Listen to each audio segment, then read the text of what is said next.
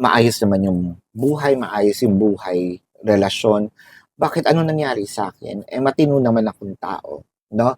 With the sun, I feel like nandito tayo sa isang situation na things are rough right now, especially when it comes to the finances.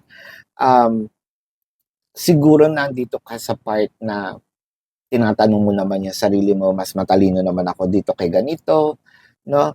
May mas maayos naman ang itsura ko pero parang mas sinuwerte siya kaysa sa akin. I think that yung pag-compare, siguro dapat alisin natin yon, no? May kanya-kanyang divine timing tayo. And I think that isa yun sa nagpapadagdag ng stress natin by comparing our life to someone else, no? But for a few numbers of you, probably ito yung mga hinanakit mo sa buhay, traumas, no? Na ngayon lang uli nag-emerge. But with the Eight of Chalice, ito ba yung part na sana hindi ako umalis?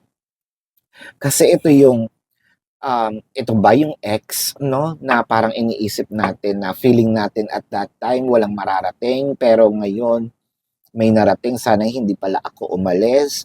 Sana kung hindi ako umalis, siguro kami pa hanggang ngayon.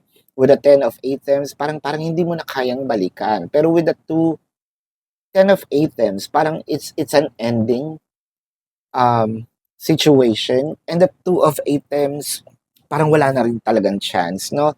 The High Priestess in here, you know what to do. Um, ano ba ang nangyayari sa atin ngayon? Just because of masyado tayong focus sa kung ano ang pala tayo? Or talagang medyo ganun na ka-down ang ating feeling dahil parang nagkamali tayo ng decision sa buhay? Now, the Lord of the Shadows with the Nine of Wands. Hindi naman ikaw ganito dati, no? I think nangyari ito nung biglang dumaan or may nagbalita, no? Na itong taong ito, ganyan, bla bla bla yada. It could be an ex, it could be an ex-friend, no? Na dati close kayo, and then bigla mo na lang nabalitaan na either nasa abroad na, or maganda na yung trabaho, or maganda na yung bahay.